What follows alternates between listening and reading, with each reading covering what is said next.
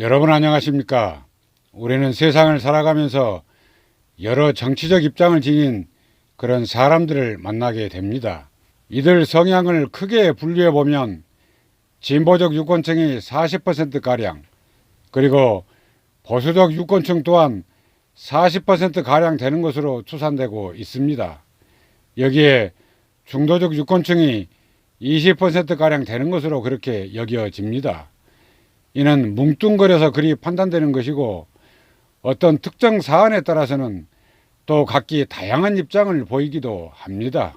그런데 사실 지금 한국 정치판에는 진정한 진보도 그렇다고 신뢰할 만한 보수가 있는 것도 아닌 듯 싶습니다. 특히 진보적 가치를 내세우는 그런 이들에 대한 배신감이 날로 하늘을 찌르고 있는 듯 싶습니다. 본디 진보는 보다 나은 공동체를 이루기 위해서 그에 부합한 관점의 이상적 방향을 제시하게 됩니다. 따라서 불합리한 사회 구조를 비판하며 더 나은 대안 제시와 함께 국민과 함께 하려고 하는 경향이 짙습니다. 그러나 나타나고 있는 현실은 어떻습니까? 문재인 정권이 진보 개혁을 참칭하고는 있습니다만, 그러나 그 실상은 문파 사익 챙기기에 불과한 것임을 목도하고 있습니다. 대중을 향해서는 개혁적 이미지로 치장을 하고 있습니다. 그러나 그 속내는 문파 이기적 카르텔에 꽉 묶인 그런 탕간 오리의 다름 아닌 것입니다. 최근 개최된 아카데미 시상식에서 한국영화 기생충이 4개 부분을 차지했습니다. 일각에서는 재벌의 로비가 기여했다는 그런 비난을 퍼붓는 경우도 있는 듯 싶습니다. 그러나 한국 사회의 뿌리 깊은 양극화로 인한 관계성의 뒤틀림을 묘사하고 있다는 점에서 높이 평가할 수 있는 그런 영화라고 여깁니다. 이는 외국 유수 언론들에 의해서도 재조명되고 있는 상황이기도 합니다.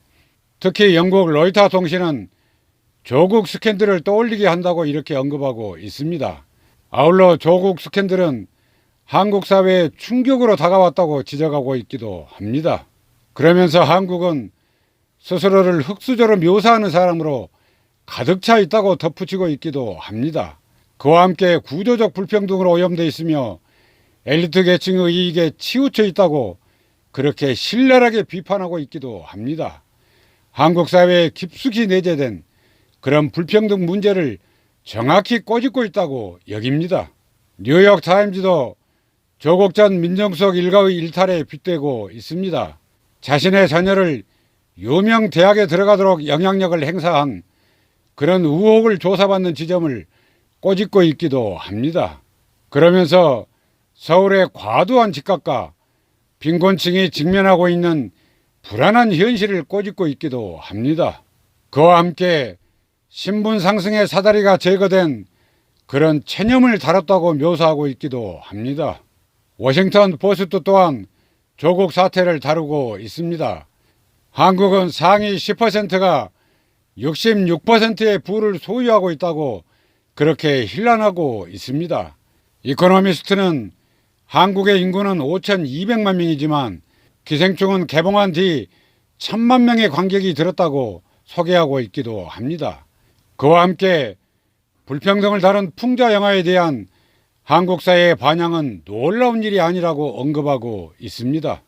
영화 기생충은 다분히 한국적 소재를 담고 있음에도 불구하고 여기에 세계인이 공감하고 있습니다.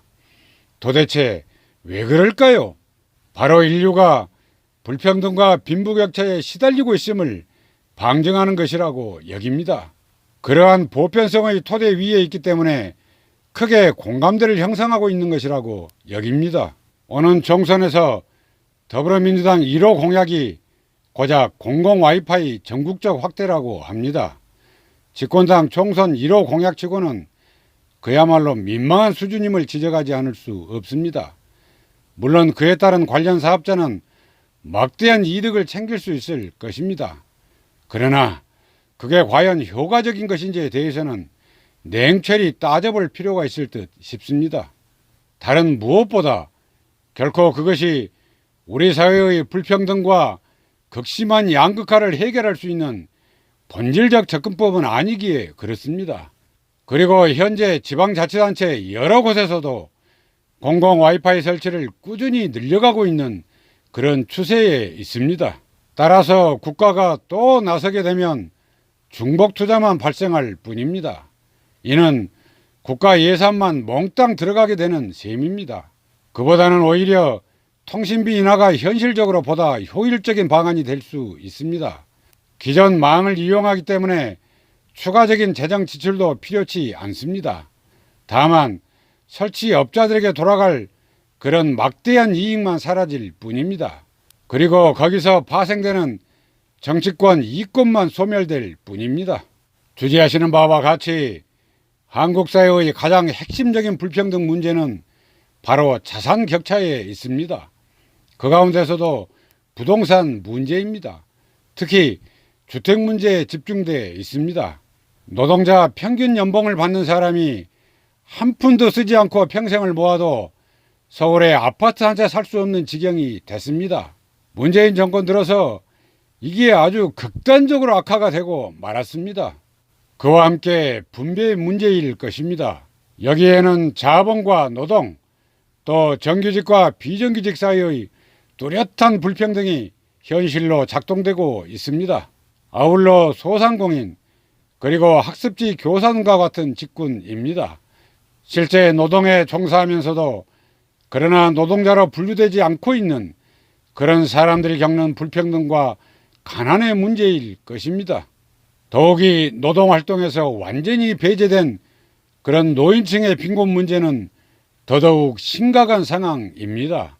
노인 자살률 세계 1위의 불명예가 이를 단적으로 웅변하고 있습니다. 평생을 산업화의 그늘에서 신음하다 밀려난 그들 말입니다.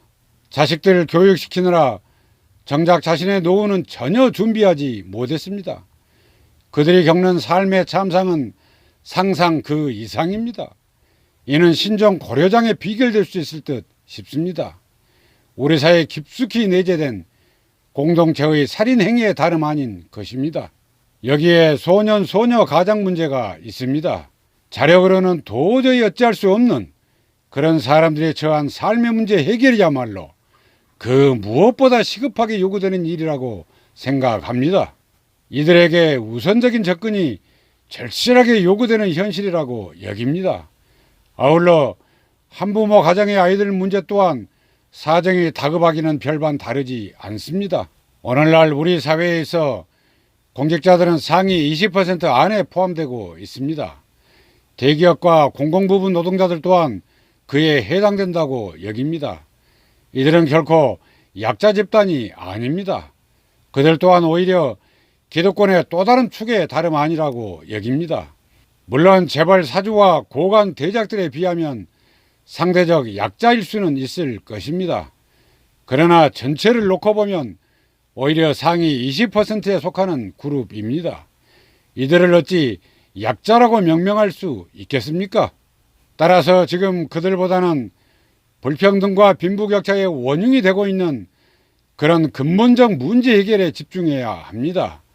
이게 바로 정치 권력이 있어야 할 자리인 것입니다. 무주택 서민의 주거 안정 문제는 절대적인 것이라고 여깁니다.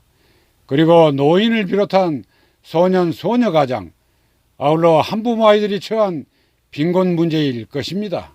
이의 해결을 위해서 모든 국가적 역량을 쏟을 수 있어야 하는 것입니다. 이에 대한 근본적 처방 없이는 그로 인한 사회적 비용이 오히려 상승할 수밖에 없습니다.